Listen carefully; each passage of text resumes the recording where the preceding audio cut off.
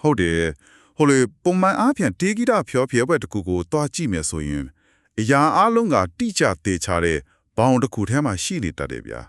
စင်မြင့်တစ်ခုရှိမယ်အလင်းရောင်တွေအတန်စနစ်တွေအားလုံးကိုအတိအကျချိန်ကိုက်ထားမယ်ပေါ့ဟုတ်တယ်ပရိသတ်ကလည်းကိုယ့်အတွက်သတ်မှတ်ထားတဲ့ခုံမထိုင်ကြည့်ကြမယ်လေအဲ့ဒါပေါ့အားလုံးကစီးနစ်ကြကြနဲ့ပါလာမယ်ဆိုတာကိုကြိုပြီးခတ်မှန်းလို့ရတဲ့ပုံစံမျိုးလေးဒါပေမဲ့ယဉ်ကျေးမှုနဲ့စိတ်ခံစားမှုနဲ့အနက်ဆိုင်ဆုံးရောကြနေတဲ့ပွားတာတစ်ခုရဲ့အလဲဘဟိုးကိုရောက်သွားတဲ့အခါအဲ့ဒီလိုခတ်မှန်းလို့ရတဲ့တိကျမှုဆိုတာတွေကလုံးဝပျောက်ကွယ်သွားရောအရာအားလုံးကတက်ဝင်လှရှားနေပြီးလူတွေရဲ့နှလုံးခွန်သားနဲ့အတူစီးကြညီညီစီးစင်းသွားတော့တာပဲဆိုတော့နည်းနည်းရှိုင်းလက်လာထုံးတတ်မဲ့အစီအစဉ်နဲ့နေကြိုးဆိုပါရဗျာကြိုးဆိုပါရရှင်အထူးသဖြင့်လမ်းမတွေပေါ်မှာတိုက်ရိုက်စီးဆင်းနေတဲ့အခမ်းအနားမျိုးတွေမှာဆိုရင်အခုနကပြောတဲ့သဘောတရားကပေါ်ပြီးတိတာထင်ရှားတယ်နော်ဘာစင်မိမှမရှိဘူးဘာကန်တချက်မှမရှိပဲဥမာကိုလွှမ်းနေကြတယ်ဆိုရင်ရုပ်တံမတန်တဲ့ကမြင်ကွင်းတွေအချက်လက်တွေကိုကျွန်တော်တို့ဒီနေ့အသေးစိတ်လေ့လာကြည့်ကြမယ်စိတ်ဝင်စားစရာပဲနော်ဒီเจ้าຢာကတော်တော်လေးပြန့်သွားတာဆိုတော့ဟုတ်တယ်ဗျာဒီနေရာမှာကျွန်တော်တို့အဓိကသွားခြင်းတဲ့ပန်းတိုင်ကတာမန်ဂီတဖွဲ့တစ်ခုအကြောင်းပြောဖို့တက်မဟုတ်ဘူးနော်နှစ်ပေါင်းရာကျော်တက်တန့်ရှိပြီဖြစ်တဲ့ဒီဖွဲ့ကြီးကမြို့တစ်မြို့လုံးရဲ့စိတ်ခံစားမှုနှလုံးခွန်တန်းကိုဘလို့များချုပ်ကင်ထားနိုင်တယ်လဲဆိုတာရဲ့ပြီးတော့ခစ်တယ်ဘလို့ပဲပြောင်းဒီလိုယဉ်ကျေးမှုအစဉ်လာကြီးကဘလို့ပုံစံနဲ့အသက်ဝင်ရှင်းတတ်နေတယ်လဲဆိုတာဟိုပါဖြေရှားကြည့်ကြမှာပါရှင်မှန်တာပေါ့ကဲဒါကိုသေချာလေးဖြေတွေးကြည့်ရအောင်ရမှတ်တမ်းကိုကြည့်လိုက်တာနဲ့တင်မန္တလေးရဲ့တင်ကြံယဉ်ကျေးမှုမှာမြို့မအဖွဲ့ကြီးကဘလောက်အထိအရေးပါလဲဆိုတာကိုချက်ချင်းသတိထားမိနိုင်တယ်မြို့မအဖွဲ့ကြီးအနေနဲ့ဒီကဲတော့လက်လေဖြောဖြေမှုမလုံနိုင်တာ၄-၅နှစ်ခန့်ရှိပြီလို့သိရရဲ့နော်၄-၅နှစ်ဆိုတာနဲတဲ့ချိန်မှမဟုတ်တာအဲ့ဒီလိုအချိန်ကြာကြီးပျောက်ကွယ်နေခဲ့ပြီးမှရုတ်တရက်ပြန်လက်ထောက်ခေါ်လာတဲ့ချိန်မှာတော့မြို့သူမြို့သားတွေရဲ့တုံ့ပြန်မှုကတကယ်ကိုအမခန့်ချစ်သွားတာကိုတွေ့ရတယ်အိမ်တိုင်းလိုကစက်တိုက်ဖိတ်ကြားကြတယ်လေဗျာဟုတ်ကဲ့မတ်တန်းတွေကတီးချရဲ့အချက်လက်တွေကိုကြည့်မယ်ဆိုရင်အဖွဲ့သားဒီမှာအိမ်တော်ပြန်မနာနိုင်လောက်အောင်ကိုချက်မပြတ်လျှော်ဖြေဟေးရတယ်လို့ဆိုရရှင်ဟာ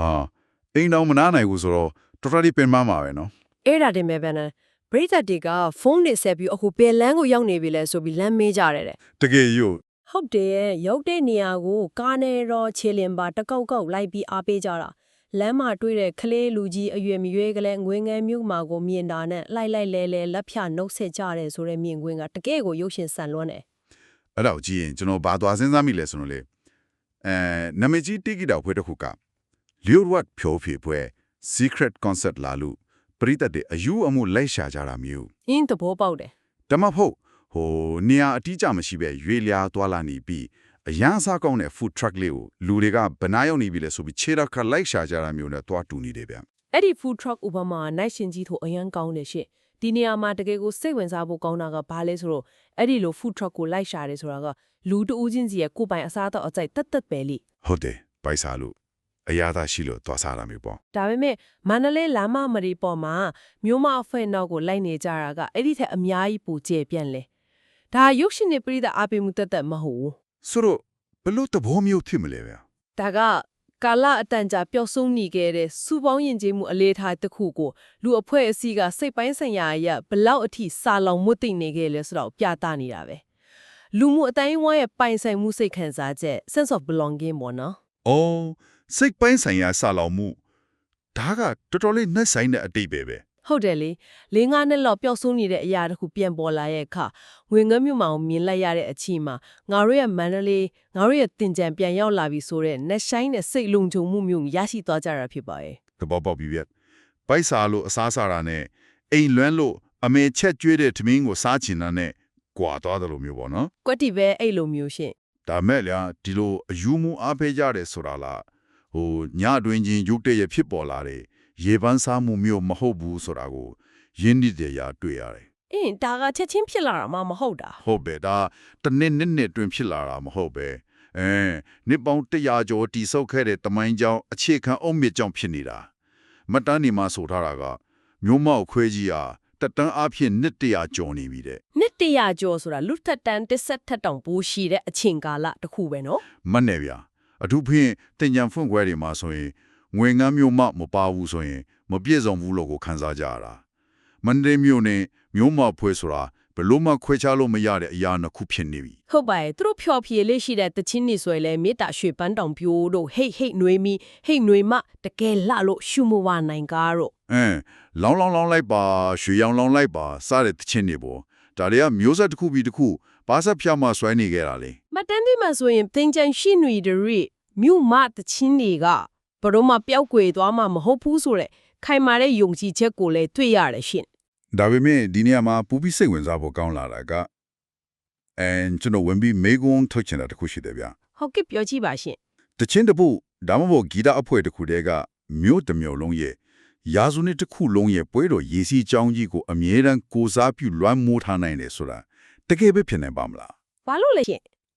စဉ်းစားကြည့်လေဗျာခေတ်တွေကပြောင်းနေတယ်နီးပညာတွေပြောင်းနေတယ်လူငယ်နဲ့နားထောင်တဲ့တချင်းမျိုးစားတွေကနေစဉ်နဲ့အများပြောင်းလဲနေတာ EDM တွေ K-pop တွေခေတ်စားနေတဲ့အချိန်မှာဒီအဖွဲ့တစ်ခုတည်းကပဲဒီလောက်နှစ်ရှည်လာများလွှမ်းမိုးထားနိုင်တယ်ဆိုတာတကယ်ပဲလက်တွေ့ကြပါမလားလို့ ဒီအချက်ကိုပိုချေတဲ့မြင်ကွင်းကနေချိတ်ဆက်ကြည့်မယ်ဆိုရင်အဖြစ်ပေါ်လာပါလိမ့်မယ်ရှင်လူမှုဗေဒနဲ့ယဉ်ကျေးမှုဆိုင်ရာလေ့လာမှုတွေမှာသုံးလေးရှိတဲ့ယဉ်ကျေးမှုဆိုင်ရာကြောက်စုချခြင်းလို့ခေါ်တဲ့ cultural anchoring သဘောတရားလေးပေါ့ ကြောက်စုချခြင်းဟောလားနည်းနည်းတော့ထပ်ရှင်းပြပါလားဗျာ ဥပမာမြို့တစ်မြို့ဆိုတာပင်လယ်ပြင်ပေါ်ကတင်ပေါ်တစ်စိမ့်နဲ့တူတယ်ရှင်အချိန်ကာလဆိုတဲ့ line နဘိုးတွေကြောင့်တင်ပေါ်ကအမြဲတမ်းရွေ့လျားပြောင်းလဲနေပါတယ်စီးပွားရေးစနစ်တွေပြောင်းလဲမယ်အဆောင်အုံတစ်တွေပေါ်လာမယ် လူငယ်တွေနားထောင်တဲ့ဂီတအမျိုးအစားတစ်တီဝေးလာမယ်ပေါ့ ဟုတ်တယ်ဒါတွေကရှောင်လွဲလို့မရတဲ့ပြောင်းလဲတွေလေတင်ဘောကရှေ့ကိုတွားနေမှာပဲဒါပေမဲ့လူသားတွေရဲ့စိတ်ပိုင်းဆိုင်ရာသဘာဝအရာအရာအရုံအလင်းမြန်ပြောင်းလဲနေတဲ့အချိန်မှာမပြောင်းလဲပဲမြဲမြံနေတဲ့ကြောက်စုတစ်ခုကိုအများအားလိုအပ်ပါတယ် ။အော်အဲ့ဒီတော့မှလမ်းမပြောင်းမှာကို မှန်တာပေါ့ကြောက်စုဆိုတာတင်ဘောကိုမရွေ့အောင်ချီနှောင်ထားဖို့မဟုတ်ဘူးလမ်းလွေးပြီးမျောမပါတော့အောင်ထိန်းထားပေးဟုတ်ပဲငွေငန်းမျိုးမရဲ့ပချင်းတန်နေကြလိုက်ရတဲ့အခါအဲ့ဒီဟိတ်ဟိတ်ငွေမီဟိတ်ငွေမီဆိုတဲ့တေးပွားဟာယူရှိတဲ့တချင်းတပုတ်မဟုတ်တော့ဘူး တဘောပေါက်ပြီ အဲ့ဒီတချင်းကိုကြားလိုက်တာနဲ့ပိတ်တောက်နံကိုရလို့ခံစားရတယ်ရေပတ်ခံထွက်ခဲ့တဲ့အချင်းတွေကိုသတိရတယ်အဘိုးဘွားတွေကသူတို့ရဲ့ငယ်ဘွားကိုပြန်မြင်အောင်တယ်မိဘတွေကသူတို့လူပြို့အပြိုဘွားတင်ကြံကိုပြန်သတိရတယ်ကလေးလေးကလည်းဒီလိုငွေအသက်တွေကြားထဲမှာကြီးပြင်းလာတယ် အဲ့ဒါကြောင့်ဒီသချင်းတွေဟာပြောင်းလဲနေလေခစ်ကြီးတဲ့မှာမန္တလေးသားတွေရဲ့ကိုယ်ပိုင်လက္ခဏာကိုဆက်ဆက်ထင်းထင်းဖေးထားတဲ့ချက်ကျိုးတို့ကိုဖြစ်သွားတာကို ဟုတ်တာရှင်မြို့မတချင်းတွေကအဲ့ဒီကြောက်စုဖြစ်နေတာပေါ့ဒါကဂီတအကြိုက်နဲ့မဆိုင်တော့ဘူးငါတို့ဘာတူလဲဆိုတဲ့အမတ်တညာ identity နဲ့ဆိုင်သွားသည် တကယ်ကိုစဉ်းစားစရာပဲဗျာတင်ဘောနဲ့ကြောက်စူးဘာကတော်တော်လေးရှင်းလင်းသွားစေတယ်ဒါပေမဲ့စဉ်းစားကြည့်ရင်လေရာစုနှစ်တစ်ခုစာကြီးမားလာတဲ့အမွေးနှစ်ကြီးကိုထိန်းသိမ်းရတဲ့အခါမှာတာဝန်ယူထားရတဲ့သူတွေဘက်ကအခက်အခဲတွေအများကြီးရှိမှာပဲနော် ရှိရပေါ့အများကြီးပဲ ငါတို့ကနှစ်တေတာတက်တန်းရှိပြီးငါတို့အမြဲတမ်းပြည့်စုံနေရမယ်ဆိုတဲ့ PR တွေကသူတို့ပခုံးပေါ်မှာအမြဲတမ်းရှိနေမှာပဲအဲ့ဒီတော့လက်တွေ့မှာဒီ PR တွေကိုသူတို့ဘလို့ကြော်လွားပြီးအနာဂတ်ကပင်းစင်နေကြတယ်လဲဆိုတာစက်ကြည့်အောင်ဗျာ ဒီအပိုင်းကမှတ်တမ်းထဲမှာကျမအကြိုက်ဆုံးအပိုင်းလို့လောပြောလို့ရတယ်သူတို့ရဲ့အခြေအနေကိုအလွန်ရိုးသားစွာနဲ့ဖွင့်ဟထားတာကိုတွေ့ရတယ်ရှင် ဟုတ်တယ်ဗျာဒီနေ့မှဆိုရင်သူတို့အချိန်အလွန်လောက်မရခဲ့တဲ့အတွက်တေချာစွာတိုက်ဆိုင်လေ့ကျင့်မှုတွေမလုပ်နိုင်ခဲ့ဘူးလို့ပွင့်ပွင့်လင်းလင်းဝန်ခံထားတာတွေ့ရတယ် အချိန်မရလို့တေချာမလေးကျင့်နိုင်ခဲ့ပါဘူးလို့ဝန်ခံတာကတကယ်ကိုထီရွှေလွဲပြီးလူသားဆန်တဲ့အပိုင်းပဲနော် မှန်တယ်ဒါပေမဲ့ဒီမှာတော့တေချာပင်စင်သွားမယ်လို့ကတိပေးထားတာကိုလည်းတွေ့ရတယ်ပြီးတော့ဖွဲ့ကြီးကိုဥက္ကဋ္ဌတွေနိုင်ကကြီးတွေကအစင်စင်အုပ်ချုပ်ထင်းထင်းထားပြီးနောက်ထပ်မျိုးဆက်တီကိုဆက်လက်မွေးထုတ်ကအစင်အလာမပြတ်ဆက်သွားမယ်အစီအစဉ်တွေကိုလည်းပြောပြထားတယ်ဗျာ နောက်ဆုံးအနေနဲ့ပရိသတ်တွေကိုလွန်စွာကျေးဇူးတင်ဂုဏ်ယူကြောင်းနဲ့1380ကျော်နှစ်တကူမှစိတ်ချမ်းသာကိုကြမှာစွာနဲ့ပြည်စွန်ကြပါစီကြောင်းဆုတောင်းမေတ္တာပို့သက်မှုတွေလည်းပါဝင်နေရှင့် ဒါတွေအားလုံးရဲ့အသေးပဲကပါတယ်ဆိုတော့